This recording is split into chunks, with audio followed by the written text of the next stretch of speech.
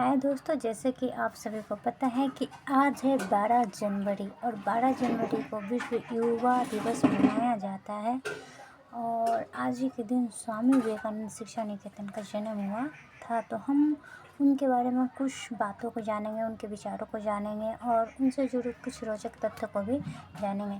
जैसे कि आज 12 जनवरी है और हम लोग स्वामी विवेकानंद जी का जयंती मनाते हैं युवा दिवस के रूप में। कहते हैं कि जितना बड़ा संघर्ष होगा उतनी ही शानदार होगी। ये भी तथ्य स्वामी विवेकानंद जी का ही था।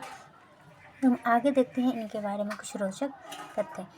भारतीय आध्यात्मिक परंपरा को वैश्विक शिक्षित पर पूर्ण स्थापित करने वाले महान सन्यासी युवाओं के आदर्श स्वामी विवेकानंद की जयंती पर उन्हें नमन।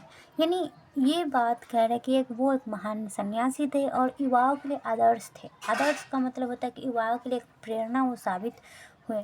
12 जनवरी 2025 रविवार को पूरे देश स्वामी विवेकानंद शिक्षा निकेतन की जयंती मना रहे हैं। इनका जो जन्म था 12 जनवरी को ही हुआ था और आज 12 जनवरी है और 2025 है और पूरे देश इनकी जयंती मना रहा है। यह दिन हर वर्ष नेशनल यूथ डे यानी नेशनल युवा दिवस के रूप में सेलिब्रेट किया जाता है।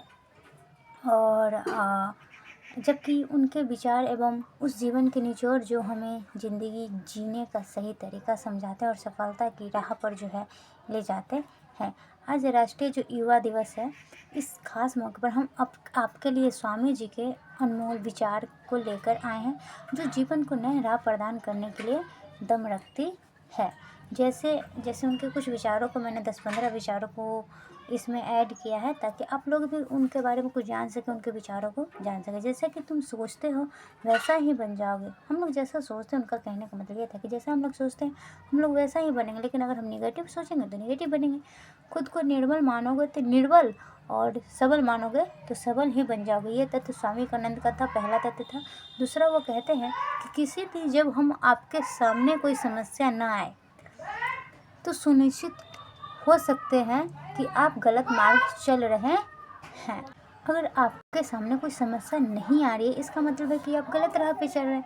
और जो सही राह पर चलते हैं उसके सामने लाख समस्या आती है, लेकिन वो सही दिशा में अपना चलते रहते हैं। स्वामी विवेकानंद जी का ना ये विचार था।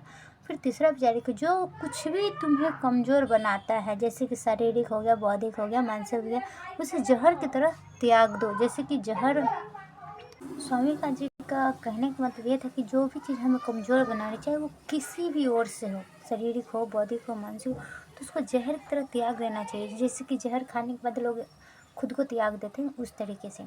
चौथा है कि जब तक जीना तब तक सीखना। मतलब जब तक तुम जिंदा हो तब तक तुम कुछ ना कुछ सीखते रहो। तुमको जितना एक्सपीरियंस रहेगा वही तुम्हारा शिक्षक होगा, कोई दूसरा तुमको सिखाने नहीं आएगा। यह कभी मत कहो कि मैं नहीं कर सकता, क्योंकि आप अनंत हैं। उनका एक और तथ्य था कि वो कहना चाहते हैं कि उनका कहने का मतलब ये था कि अगर कोई काम आप करने जा रहे हो तो उससे पहले ही आप सोच रहे हो कि मैं नहीं कर सकता हूँ, तो वो काम ये अवश्य हो जाता है कि हाँ आप वो नहीं कर सकते। लेकिन करने से पहले ही आप वो खुद को मन में ये डाल रहे हो कि हाँ हम ये कर लेंगे तो ज़रूर काम वो हो जाता है। जितना बड़ा संघर्ष होगा जीत उतनी ही शानदार होगी। आपके जीवन में जितना बड़ा संघर्ष होगा जीत उतनी ही शानदार होगी। चारों तरफ खुशियाँ होगी। उठो जागो और तब तक ना रुको जब तक तुम अपना लक्ष्य प्राप्त नहीं कर लेते। उठना है, जागना है, तब तक मेहनत करना है जब तक जो आप सोचे हैं वो आपको प्राप्त ना हो जाए। एक समय में एक काम करो, ऐसा करते समय अपनी पूरी आत्मा उसमें डाल दो और बाकी सब कुछ भूल जाओ। मतलब आप जब एक समय में एक काम कर रहे हो तो आप पूरा ध्यान उसी पर लगाओ, इधर उधर मन को मत भटकाओ, वरना वो लक्ष्य की प्राप्ति आपको नहीं होगी। संगति आपको ऊंचा उठा भी सकता है और आपको ऊंचा से गिरा भी सकता है, इसलिए संगति अच्छे लोगों से करें। उनका ये कहना था कि आप जो गलत लोगों के साथ रह रहे हो तो आपकी संगति गलत लोगों के साथ होगी। आप सही लोगों के साथ रह रहे हो तो आप सही लोगों की संगति में रहोगे और सही काम करोगे। अगर भले ही आप बहुत ऊंचे पद पे हो लेकिन आपकी संगति गलत लोगों के साथ है तो आप नीचे गिरने से आपको कोई नहीं रोक सकता है।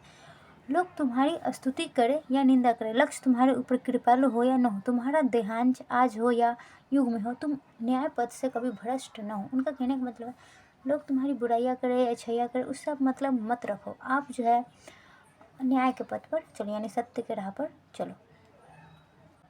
और अंतिम यही है कि बता दें कि नरेंद्र नाथ दत्त का जन्म, उनका जो बचपन का नाम नरेंद्र नाथ था, उनका जन्म 12 जनवरी को 1863 में बंगाल में हुआ था, जिन्हें दुनिया स्वामी विवेकानंद के नाम से जानती है। उनका बचपन का नाम ही था नरेंद्र नाथ दत्त। ये थे उनके कुछ मुख्य विचारों जिनको मैंने आपके समक्ष रखा, और मुझे यकीन है कि आप इन 10 बातों को ज़रूर समझेंगे, जानेंगे और विद्यार्थी जीवन में इन बातों को ज़रूर अप्लाई करेंगे, क्योंकि ये बातें बहुत ज़रूरी है। जो विद्यार्थी वर्षों से अपने घर नहीं गए हैं, अकेले रह कर तैयारी कर रहे हैं, तो इन बातों को ज़रूर आप अपनाएं और आपके लिए बेहतर होगा, क्योंकि दुनिया उसी को पूछती है जो बोले कि सफल होते हैं एक तरीके से, वरना ऐसा तो कोई पूछता भी नहीं है। आप अगर आसपास के ज़रूर एग्जाम्पल देखते होंगे। वीडियो अच्छी लगी हो तो आप कमेंट करें, चैनल को लाइक एंड सब्सक्राइब ज़रूर करें और अगली वीडियो के लिए बेल आइकन को दबाना ना भूलें। धन्यवाद।